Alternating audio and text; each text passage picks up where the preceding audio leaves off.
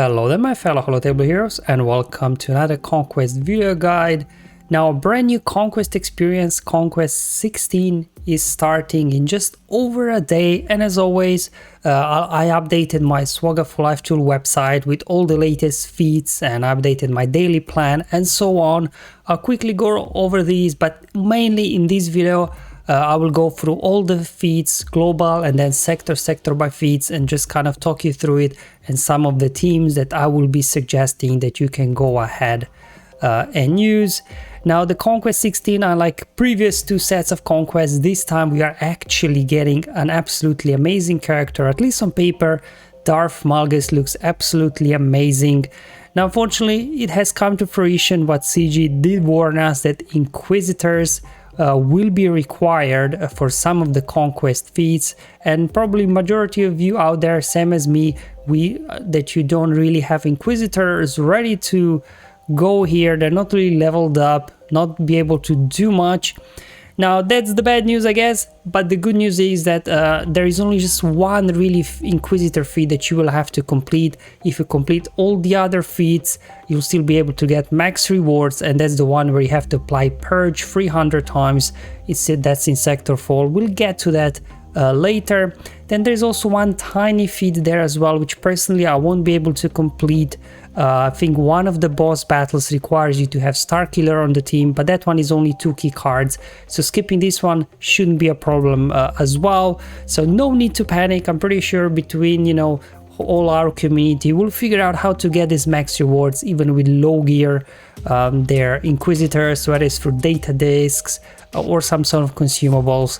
We'll get that red crate for sure, because Darth Malgus definitely looks extremely promising, and he's obviously a Grand Arena focused character, which is very important.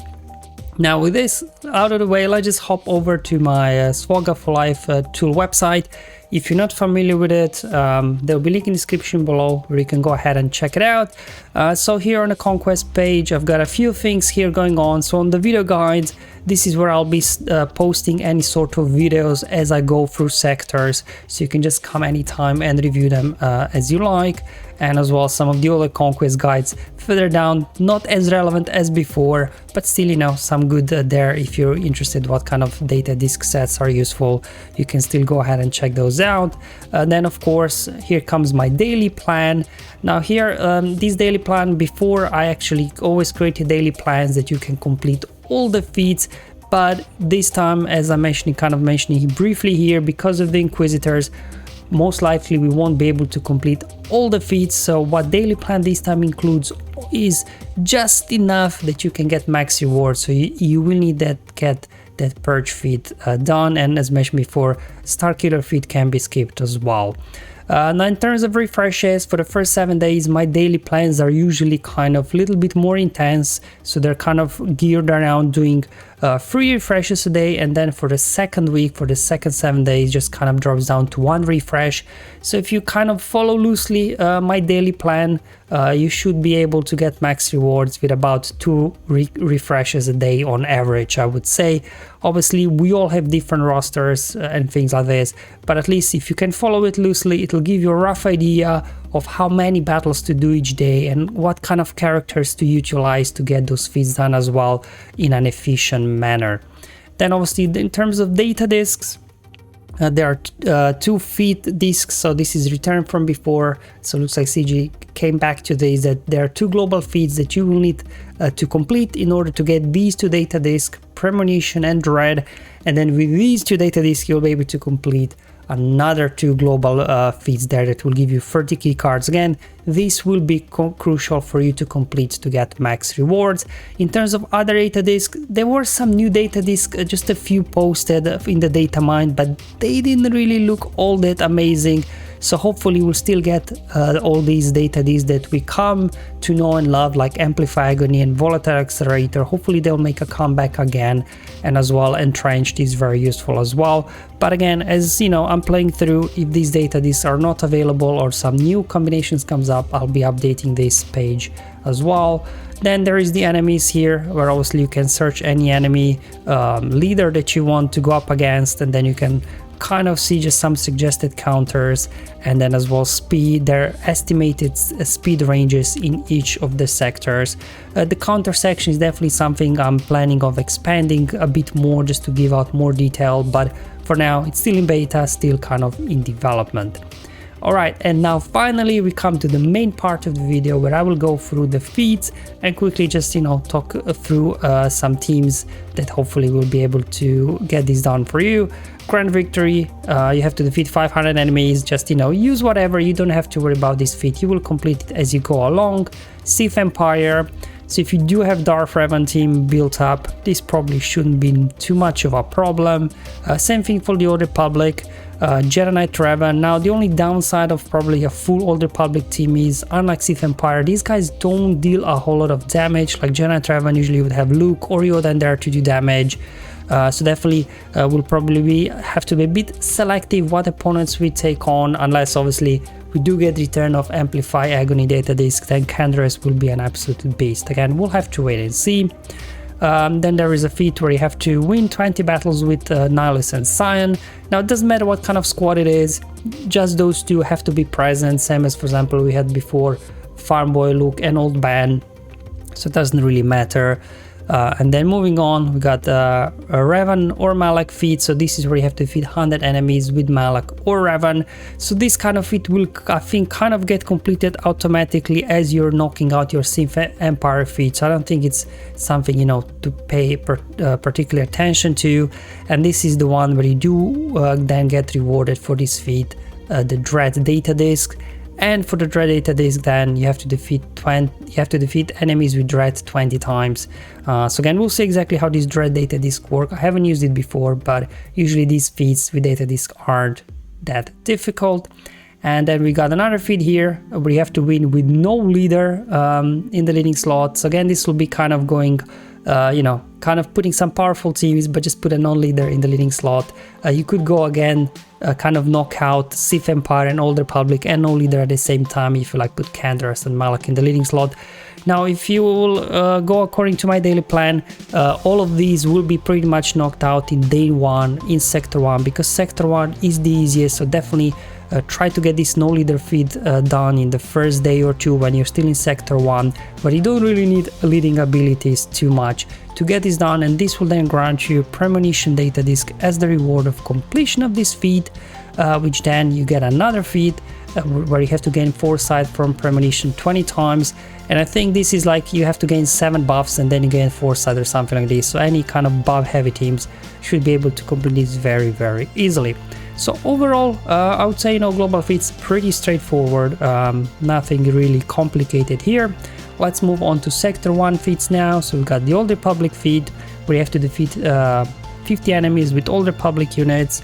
Obviously you can go full Old Republic here with Canderous in the lead, so you kind of knock out no leader slot as well. You could also cheese some sort of like what a Jedi Master Luke team, and then with add visas maybe for health steal, you know, so there's a way to kind of get around and cheesing some things if you do have Galactic Legends. Then we've got a potency down, another really kind of couple of key characters here for potency down, like both Grandmaster Yoda and young Lando. They do apply a potency down on their basics, so you can just kind of build some sort of survivable teams that can keep calling them to assist. So with their basic attacks they can apply potency down. And now we do have old Boba. He also, one of his abilities, once he gets, I think like, is it 12 stacks or whatever of his momentum, he can also apply potency down on all enemies as well. So definitely I'll be trying out old Boba for this feat as well and see how that works. Flawless, not much else to say here. Win 20 battles without losing a unit. It's Sector 1, so I think it shouldn't be too difficult. You can just kind of knock out some of the other global feats along the way. Health steal up, Visa, she's got an ability where she grants health steal up to all your allies. So does Palpatine, and as well here Grief, I believe, as well. So, you know, kind of 3 characters that can give health steal up to all your teams. So definitely make use of these and you should be able to get in health steal up 20 times quite easily. Then we've got mini boss. Now mini bosses this time, most of them aren't really characters that we have in the game. They're just kind of random characters from Knights of the Old Republic or some other era. So we'll definitely have to wait and see exactly what their abilities will be. But here in Sector 1 we are battling against Knights of the Old Republic Sith Trooper. And one of the feats we have to have Cad and Aura Sync surviving, and then another one we have to win without using bounty hunters. And for the final boss in Sector 1, we are going, apparently, according to information, to Junta Pal. Not sure who that really is. Kind of rings a bell, but I'm not quite sure. Anyways, we have a feat where you have to win with Talia, Night Sister Initiative, and Zalbar surviving. So maybe some sort of Night Sister combo. I don't know. We'll figure it out. And then finally, where you have to win without using Jedi, Sith, or unaligned Force user. So again, Sector 1 feats, nothing too crazy here, I think. It's pretty straightforward. Let's move on to Sector 2. We've got the droids feat, where you have to defeat 50 enemies with droids. So you can kind of go with some of Rey droid team, or obviously General Grievous. These guys should be able to knock this out quite quickly. And then light side, just whatever light side you have, just try to, knock out some of the other feats in this sector, like Evasion Down, droids, and then as well global feat with Old Republic. Speaking of Evasion Down, like 3PO and Chewie, he's pretty much your machine here, because, whenever a rebel comes, he comes to assist, and on his basic, he's applying Evasion Down. And then Fallen Bastille as well, on her fear ability, she also applies Evasion Down on the enemies. So, plenty of ways to quickly get this feat done. Moving on here, scoring critical hits, not much else to say here. This will just happen automatically.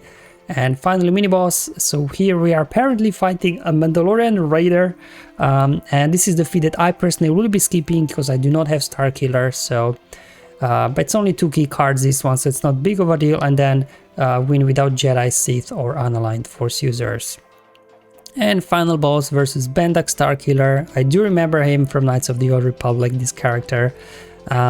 And they have this new mechanic where you have to win with 5 victors. It's some sort of a duelist mechanics will be in there. Not sure how exactly that will work.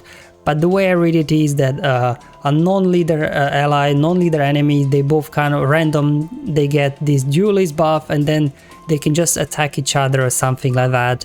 And whoever wins then obviously passes on this to another one. So by the sound of it, you need to have like 5 no leader characters so they can gain. I'm not sure.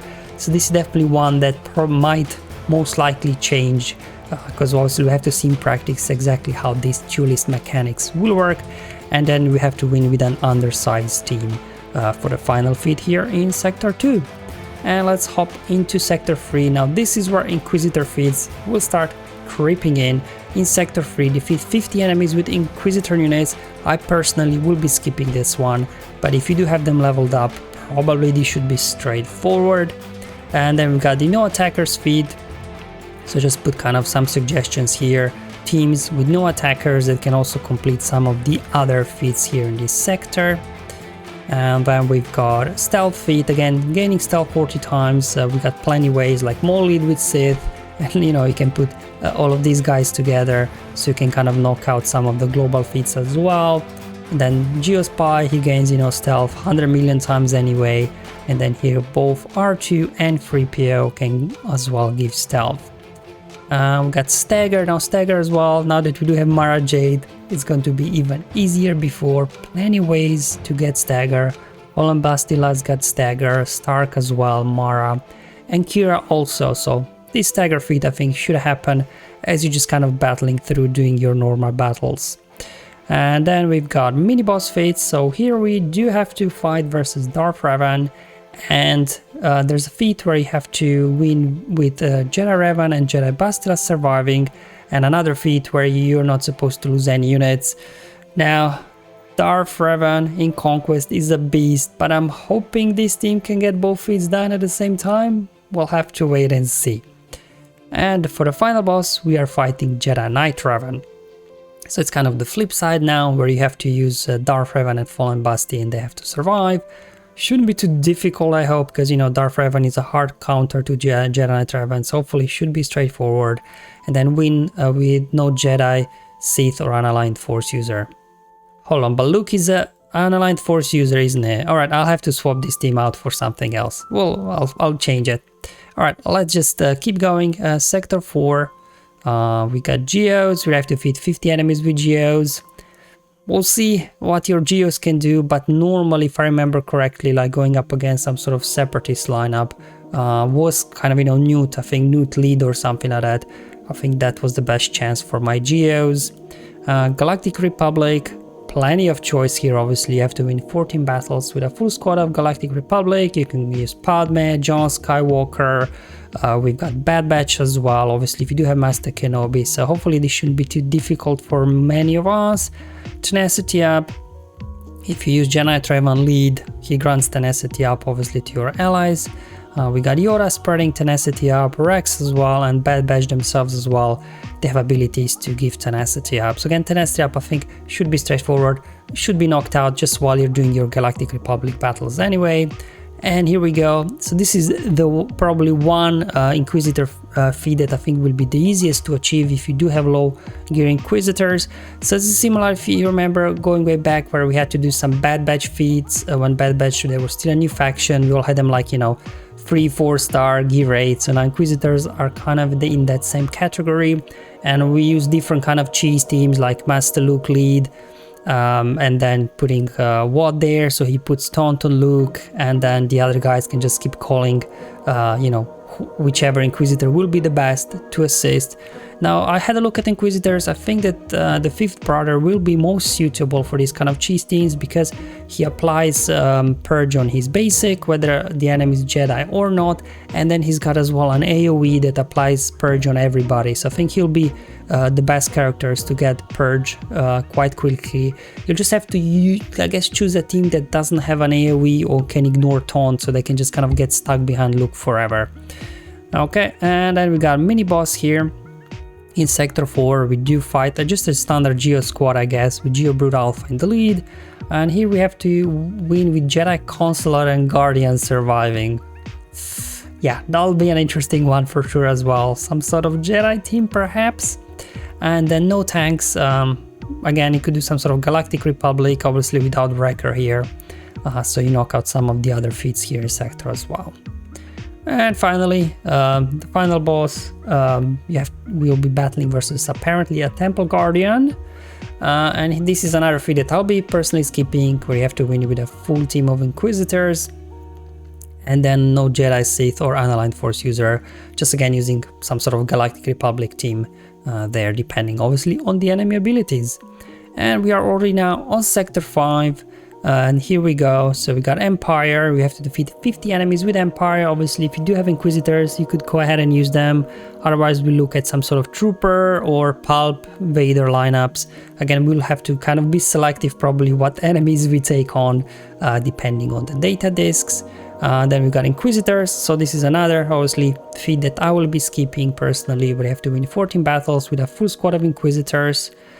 We got the return of Armor Shred, so, you know, pretty much same kind of cheesy Armor Shred teams we used before will apply here also. And same thing with Defense Up, still coming back. Clone Wars Chewbacca is the man for this one. Just get this done probably in a single battle. And the mini boss, apparently we are fighting HK-47 here as the mini boss, and we have to win with T3 surviving and not using any Empire. So just maybe a full Old Republic squad with T3 in there could be good. We'll have to wait and see. And then for the final boss, we're going up against Darth Malgus. So as you can see, no Galactic Legends this time, because as you remember, most of us had the real pain last time with Lord Vader in Sector 4, and also Kenobi in Sector 5 was quite annoying. This time no Galactic Legends, so hopefully they will not have too crazy modifiers, so the bosses themselves battles will be easier to achieve. So the first feat, you have to win with Palpatine and Talon surviving. There we go, some sort of, I guess, mishmash of Sith and Empire, I guess, depending on what the enemies will be, and win without Jedi, Sith or Unaligned Force users. Just maybe throw troopers at them. Hey, they were able to take down Lord Vader, surely they can handle Darth Malgus himself as well. And there you go, guys. So these are all the feats, so the global and feats sector by sector. I didn't want to spend too much going into detail, just kind of go through them that you're aware what feats are coming up. And you know, if you can just in your own time visit my website, just review something, and obviously let me know if you spot any other issues aside from my mistake here, forgetting that Commander Luke Skywalker, he's unaligned force user, because you know, it's a lot of data I had to put together in a short time, so some human error, you know, it's to be expected. So definitely let me know if you spot any other issues, and I'll fix it as we go along through on this journey to unlocking Darth Malgus together. Thank you for watching, guys. I'll see you in the next one, but until then, have fun, enjoy life, and may the RNG be with you, my friends.